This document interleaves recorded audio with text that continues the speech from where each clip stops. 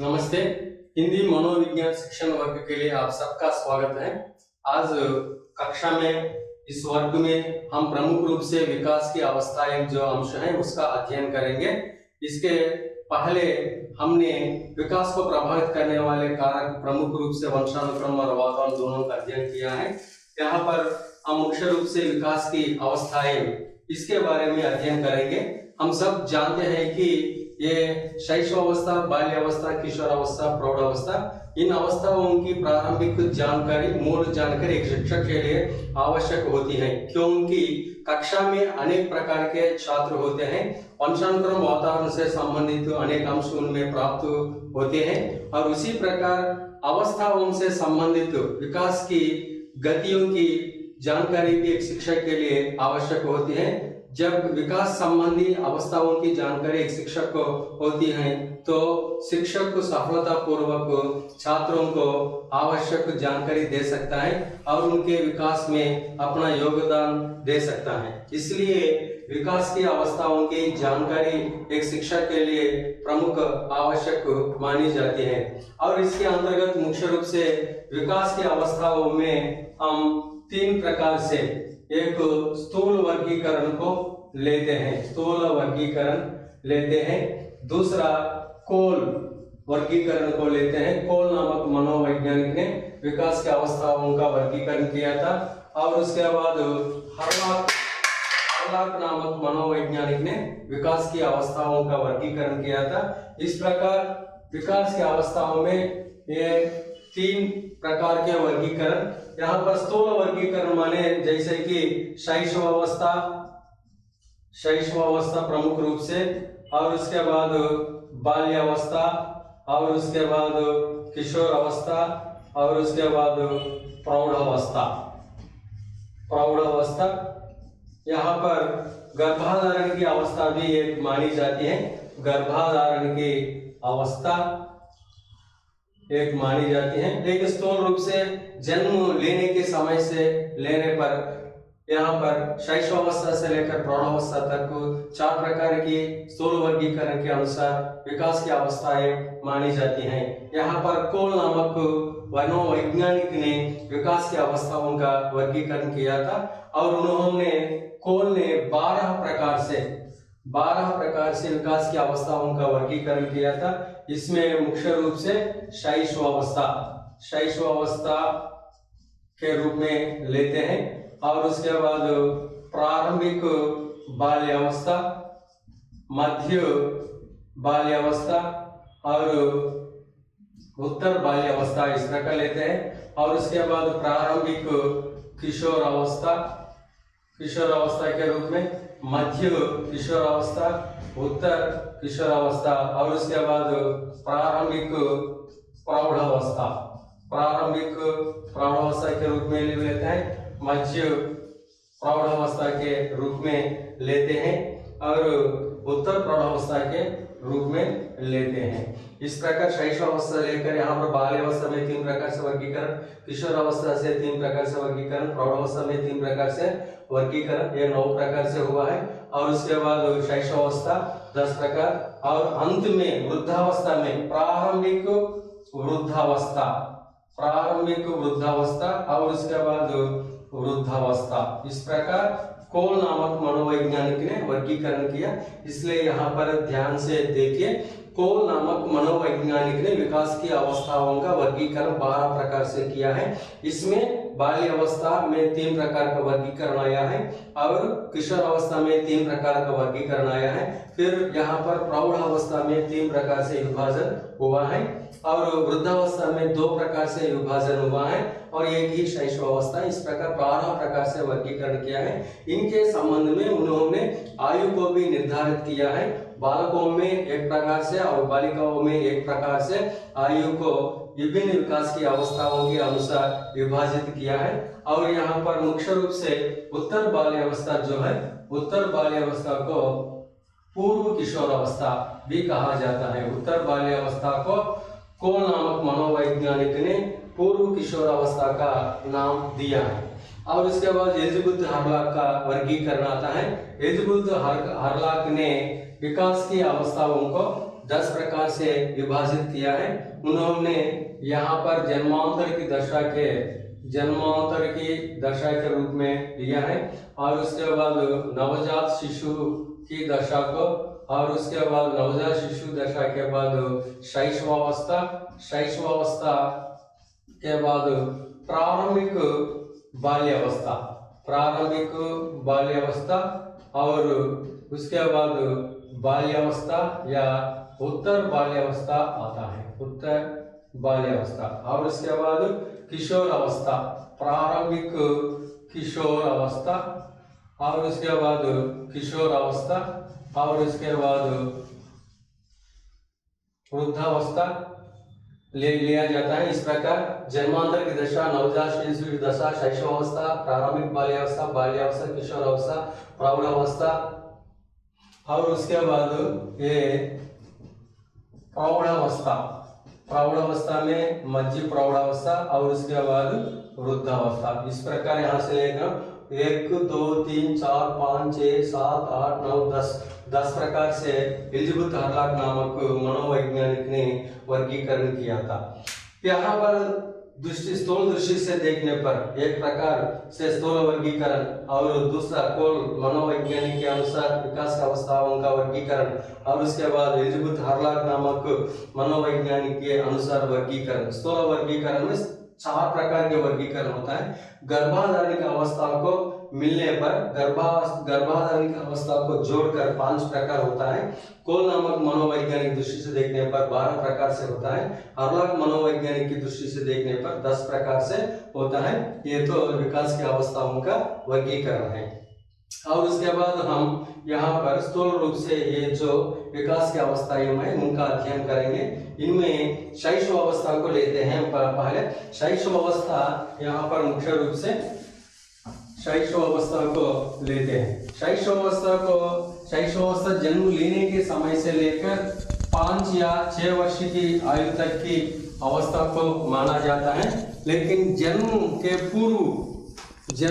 पूर्व की दशा को लेने पर, शैशव अवस्था के पूर्व जो दशा होती है उसे गर्भाधारण की अवस्था कहते हैं। गर्भाधारण की अवस्था जन्म के पूर्व की दशा, इसको भी फिर 3 प्रकार से वर्गीकृत किया जाता है। जैसे कि ज़ाइगोट स्टेज के रूप में एक प्रकार से, और दूसरा एम्ब्रियो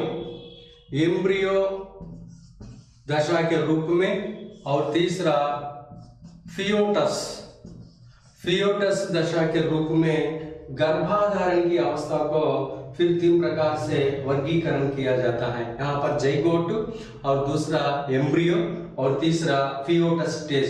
अर्थात यहाँ 9 महीने की जो गर्भाधारण की अवस्था है, पहले ही हमने सीख चुका है कि ज़ाइगोट जो है उसे संयुक्त बीज कहते हैं। संयुक्त बीज का निर्माण होने की दशा को ही ज़ाइगोट स्टेज कहते हैं। और ज़ाइगोट स्टेज यहाँ सुई के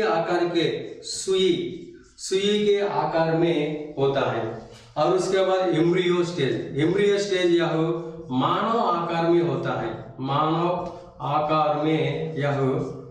है।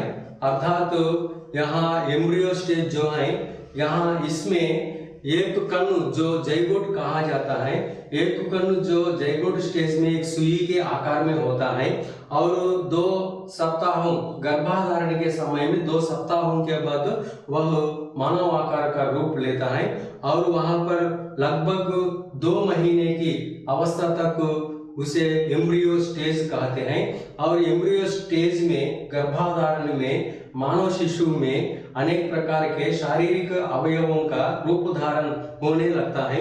अर्थात शारीरिक अवयवों का निर्माण होने लगता है। और यह 2 माह तक यह अवधि होता है। और उसके बाद फियोटस स्टेज जो है वह 2 महीने से लेकर 9 महीने की अवधि तक होता है। और यहाँ पर मानव शिशु में मानव शरीर के सभी अवयवों का निर्माण होता है।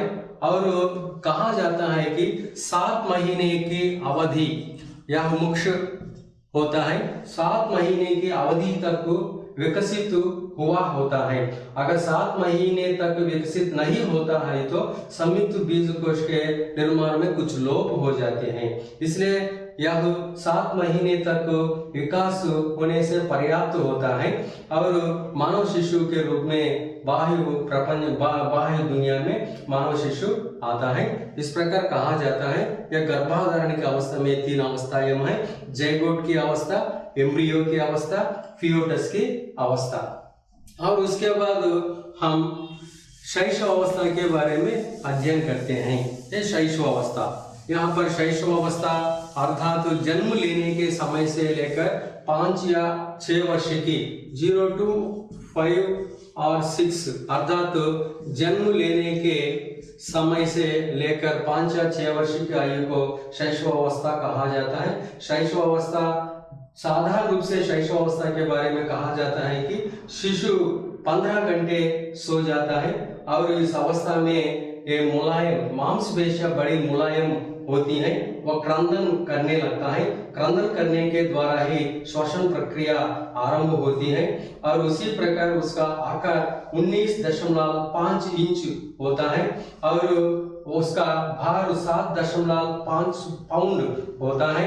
और शैशव अवस्था में शारीरिक विकास की दृष्टि से देखने पर, मानसिक विकास की दृष्टि से देखने पर यह एक महत्वपूर्ण काल माना जाता है। शैशव अवस्था में शारीरिक विकास की दृष्टि से देखने पर प्रारंभिक 3 वर्षों में विकास की गति तीव्र गति से होता है और भार में विकास की गति तीव्र गति से होता है। अगर जन्म के समय बालक या शिशु का भार 2 किलोग्राम होता है तो 4 महीने तक आते आते वह दुगुना होता है, 1 वर्ष तक आते आते वह तिगुना होता है और 2 वर्ष की आयु तक आते आते वह 4 गुना होता है। अर्थात 2 किलोग्राम का भार रहने वाला शिशु 2 वर्ष की आयु तक आते आते 8 किलोग्राम का भार प्राप्त कर लेता है। इस प्रकार शारीरिक विकास होता है, वह भी पहले 3 वर्षों में अधिक होता है। शारीरिक विकास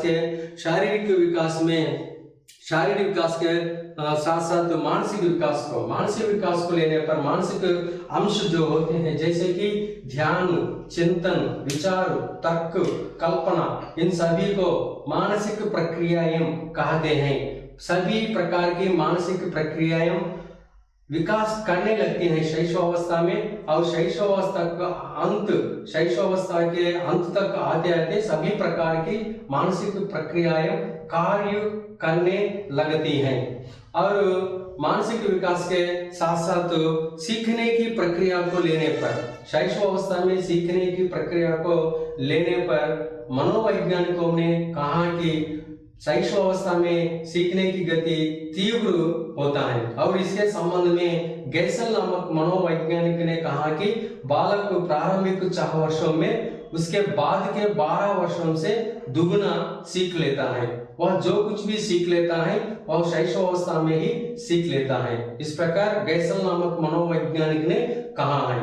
और ये शैशव अवस्था में मुख्य रूप से एक प्रवृत्ति पाई जाती है, वह मूल प्रवृत्ति के रूप में लिया जाता है, उसे उत्तेजना कहते हैं। बालक उत्तेजना के साथ जन्म लेता है और यह प्रारंभिक संवेग के रूप में लिया जाता है और प्रारंभिक संवेगात्मक प्रतिक्रिया के रूप में रोने की प्रक्रिया को लेते हैं, क्योंकि शैशव अवस्था में प्रारंभिक महीनों में अर्थात 1 वर्ष तक बालक रोने की प्रक्रिया के द्वारा या क्रंदन करने की प्रक्रिया के द्वारा अपने अनेक विचारों को प्रकट करने लगता है। इसलिए प्रारंभिक संवेग के रूप में हम उत्तेजना को लेते हैं, प्रारंभिक प्रतिक्रिया के रूप में रोने की प्रक्रिया को लेते हैं। और शैशव अवस्था में इन अनेक प्रकार के संवेगों के संबंध में ब्रिजेज नामक मनोवैज्ञानिक ने 1932 में उन्होंने शोध करके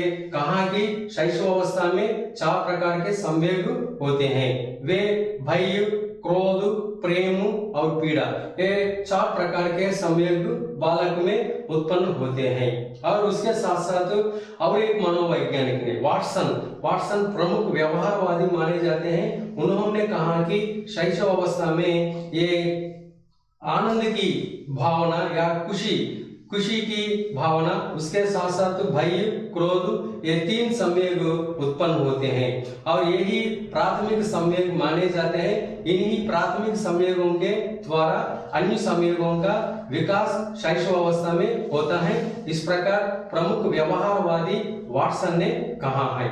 और इन सामाजिक विकास को लेने पर, शैशवावस्था में सामाजिक विकास को लेने पर बालक प्रारंभ में अपनी माता को पहचानता है।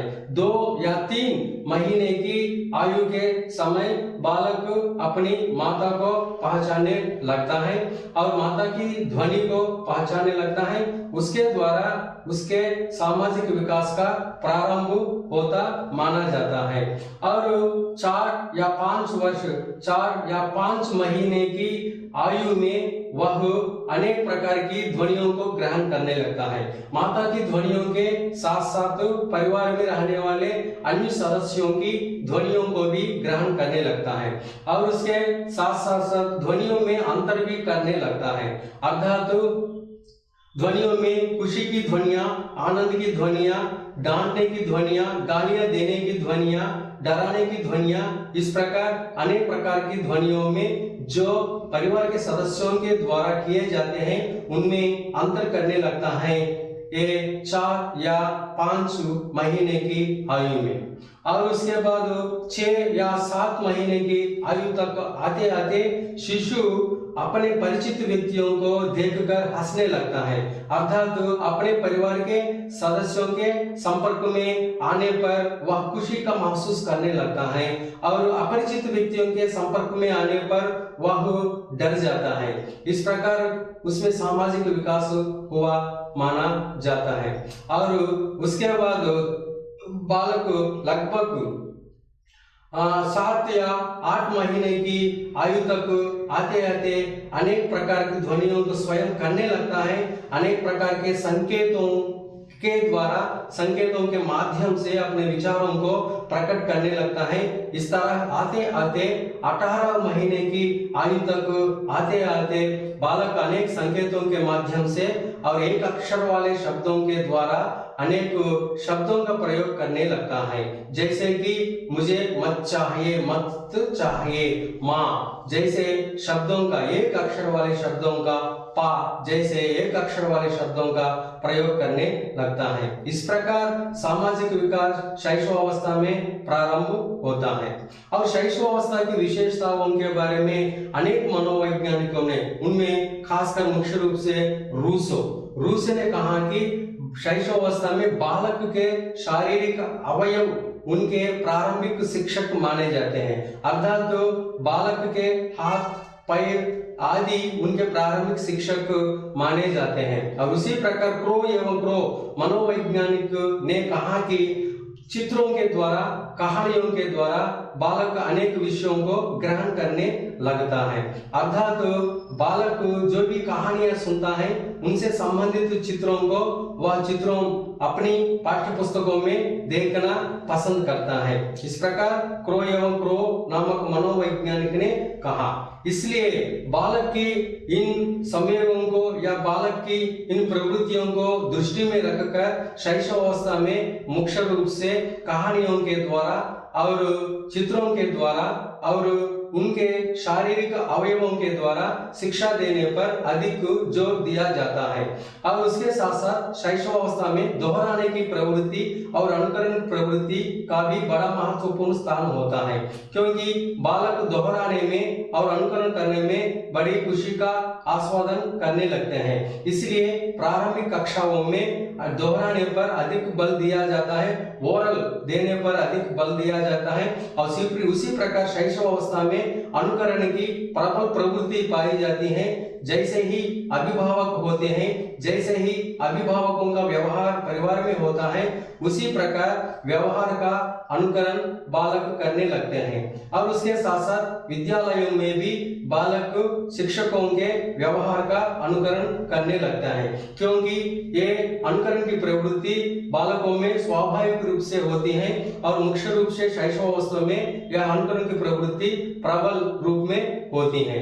और इसको ध्यान इसको इनकी ओर ध्यान देते हुए शैशव अवस्था में शिक्षा कहानियों के माध्यम में होनी चाहिए, चित्रों के माध्यम में होनी चाहिए और दूसरों के विचारों के अनुसार शारीरिक अवयवों की शिक्षा भी होनी चाहिए। और इसका प्रबल समर्थक शिक्षा शास्त्री या मनोवैज्ञानिक ये मिरियम मॉन्टेसरी मानी जाती है। मिरियम मॉन्टेसरी ने अपने शिक्षा योजना में दो प्रकार की शिक्षाओं को अधिक महत्व दिया है, एक कर्मेंद्रीय शिक्षा और दूसरा ज्ञानेंद्रीय शिक्षा। कर्मेंद्रीय शिक्षा मानी बालक स्वयं अपने शारीरिक अवयवों पर नियंत्रण करना सीख लेते हैं। इसमें बालक स्वयं अपने कार्यों को करने लगता है, उठना, बैठना, फिरना और अपने वस्तुओं को लेना, अपने वस्तुओं का प्रबंध करना, अपनी आवश्यक वस्तुओं को मांग कर लेना, ऐसे कार्य बालकों के द्वारा किए जाते हैं। इसे ही कर्मेंद्रीय शिक्षा कहा जाता है। वैसे ही ज्ञानेंद्रीय शिक्षा, ज्ञानेंद्रीय शिक्षा मानी बालक के जो ज्ञानेंद्रिय होते हैं जैसे कि कान, नाक, स्वाद और उसी प्रकार ये आंख जो होती है, इनके माध्यम से शिक्षा देने पर मिरियम मॉन्टेसरी ने अधिक जोर दिया है। इसे ही ज्ञानेंद्रीय शिक्षा कहते हैं। और इस प्रकार शैशव अवस्था में जो प्रवृत्तियां होती हैं उनके अनुसार शिक्षा देने पर अधिक बल दिया जाता है। और उसी प्रकार शैशव अवस्था की और एक विशेषता है कि इसमें बालक पूर्ण रूप से अनैतिक प्राणी होता है, अर्थात बालक उचित और अनुचित में अंतर नहीं जानता है, वास्तविक बातें नहीं जानता है।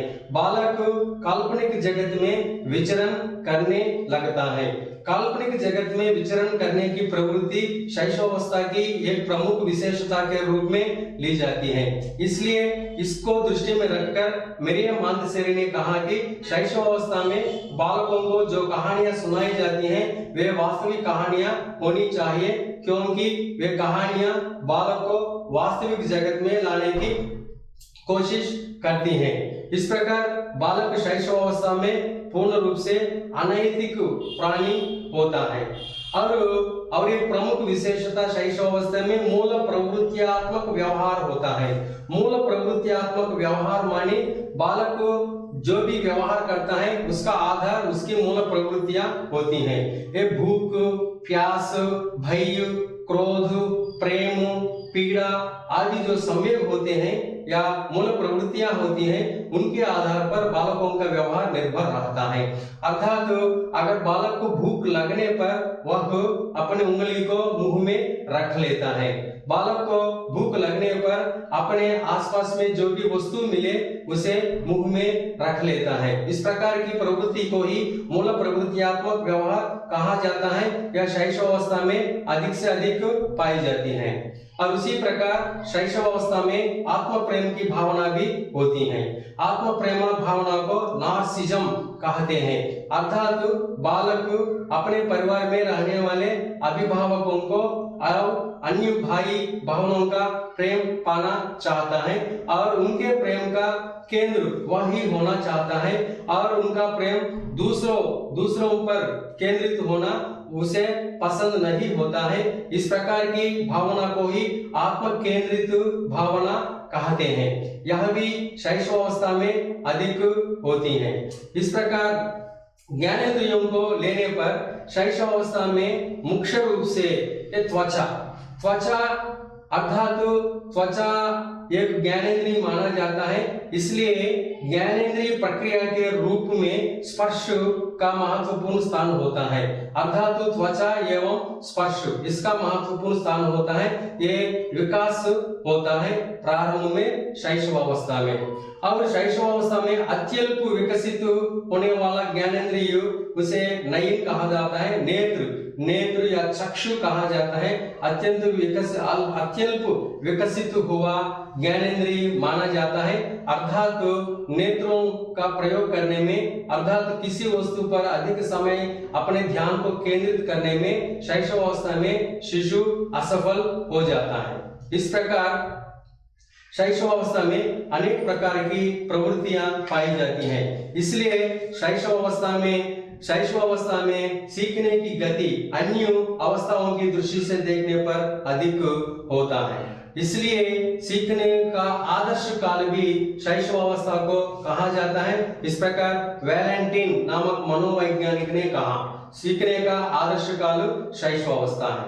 और उसी प्रकार निहित गुणों का विकास, निहित गुणों का विकास यह व्याख्या मुख्य रूप से शैशव अवस्था से संबंधित होती है। शैशव अवस्था के लिए ही योग्य व्याख्या मानी जाती है, क्योंकि जन्मतः शिशु में अनेक प्रकार के गुण वंश परंपरा के रूप में प्राप्त होते हैं। उन गुणों का विकसित करने का मौका अगर उन्हें शैशव अवस्था में प्राप्त होता है तो वे आगे बढ़कर बड़े प्रतिभाशाली छात्र बन जाते हैं। अगर शैशव अवस्था में ही उनकी जन्मतः प्राप्त मूल प्रवृत्तियों को निहित लाया जाता है या जन्मतः निहित गुणों को विकसित किया जाता है, अर्थात कोई शिशु अच्छी तरह लेखन कर सकता है, कोई शिशु चित्रों को अच्छी तरह खींचने लगता है, तो कोई शिशु खेलों में अधिक रुचि लेने लगता है, तो कोई शिशु पठन कार्य में अधिक रुचि लेने लगता है,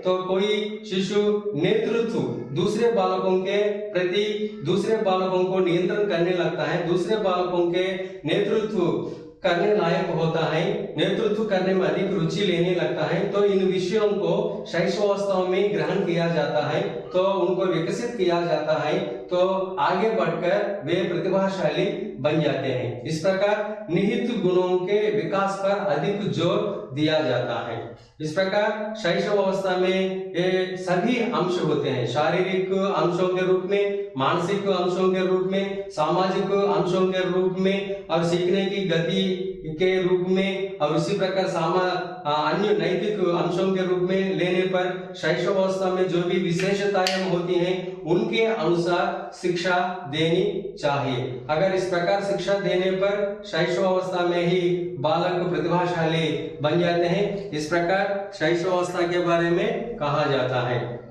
शैशव अवस्था को नार्सिज्म, शैशव अवस्था से संबंधित कुछ प्रमुख अंश है। नार्सिज्म, नार्सिज्म की दशा शैशव अवस्था को कहा जाता है, और टीकाओं की दशा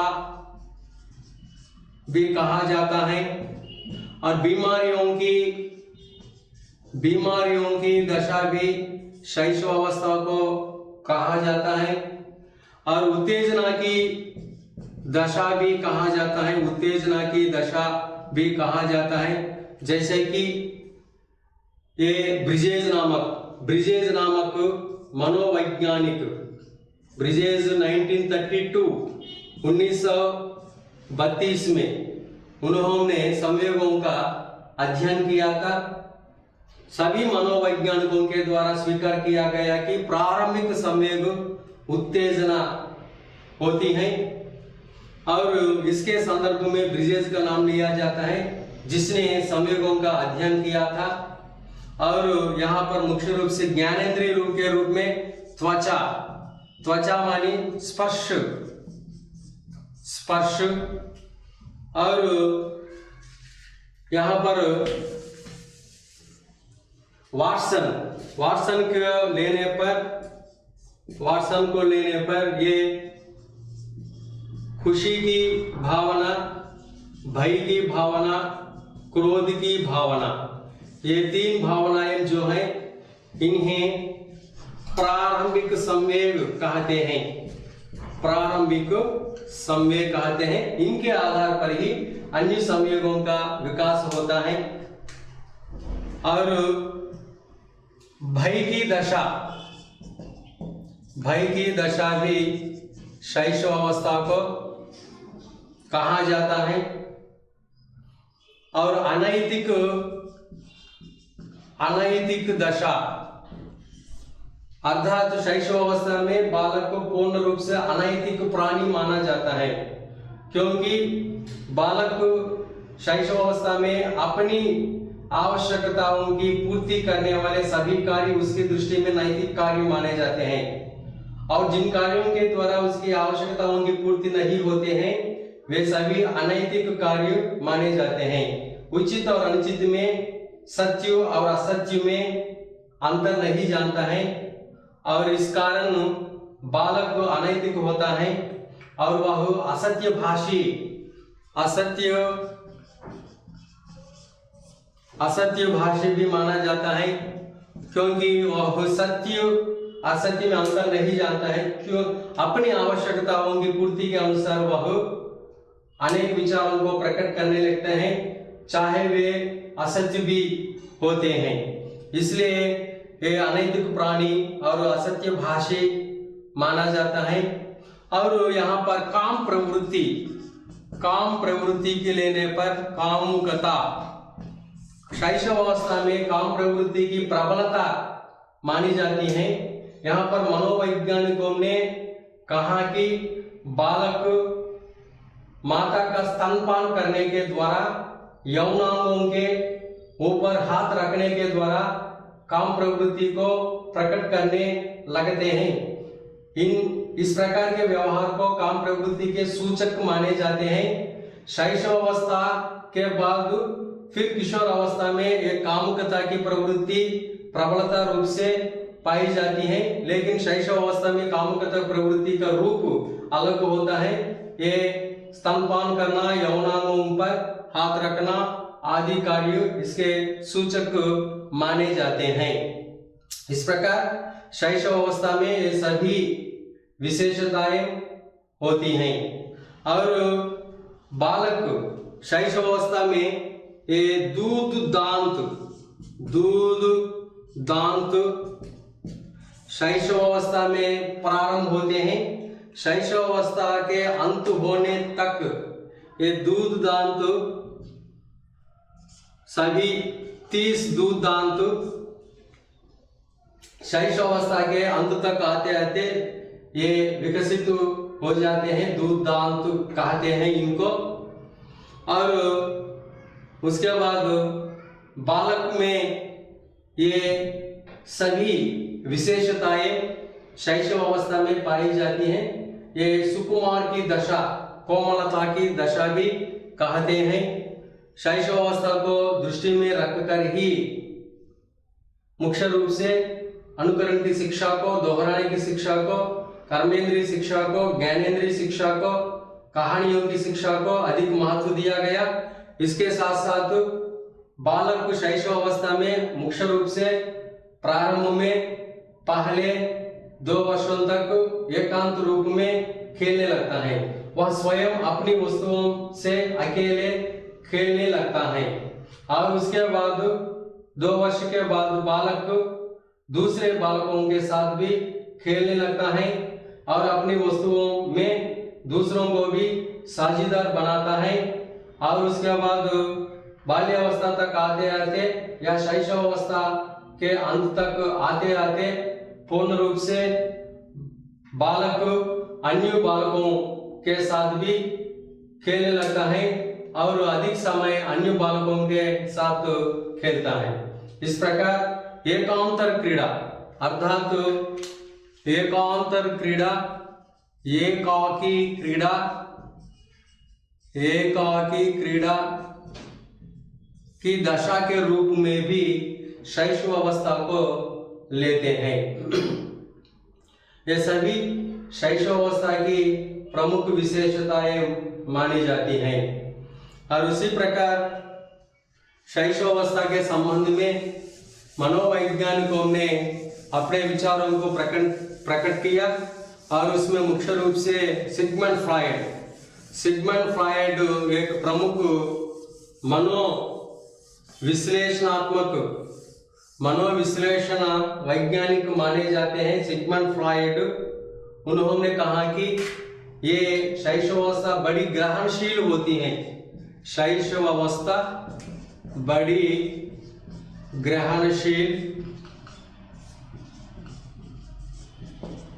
ग्रहणशील होती हैं, क्योंकि शैशव अवस्था में बालक अधिक से अधिक बातें जानना चाहता है। उसमें उत्तेजना की भावना अधिक होना ही इसका प्रमुख कारण होता है। वह अनेक विषयों को क्या प्रश्न के द्वारा जानना चाहता है। जानना चाहता, क्या प्रश्न करने लगता है, हर एक विषय के बारे में क्या और क्यों का प्रश्न भी करने लगता है। इन प्रश्नों के माध्यम से वह अनेक विषयों को जानना चाहता है, जानने की कोशिश करता है। और उसी प्रकार शैशव अवस्था में बालक को खेलों के माध्यम से और कहानियों के माध्यम से अनेक विषयों को जानने की कोशिश करता है। इस प्रकार शैशव अवस्था एक प्रमुख अवस्था मानी जाती है और ये सभी शैशवावस्था संबंधी अंश होते हैं। और इसके बाद हम दूसरी अवस्था के बारे में अध्ययन करेंगे। समझता हूँ कि आप लोगों ने शैशव अवस्था के बारे में पूर्ण जानकारी प्राप्त किए होंगे और शैशव अवस्था में जो अनेक मुख्य विषय आए हैं उनके बारे में जानकारी प्राप्त किए होंगे और इसके संबंध में अनेक प्रश्न भी पूछे जाते हैं, जैसे कि नार्सिज्म की दशा किस दशा को कहते हैं, बीमारियों की दशा किस दशा को कहते हैं और एकाकी क्रीड़ा दशा भी किस दशा को कहते हैं, उत्तेजना दशा किस दशा को कहा जाता है और आत्मा प्रेम की भावना रहने वाली दशा किस दशा को कहते हैं और मूल प्रवृत्तियात्मक व्यवहार अधिक करने की दशा किस दशा को कहते हैं और पूर्ण रूप से नैतिक के बजाय अनैतिक रहने की दशा किस दशा को कहते हैं।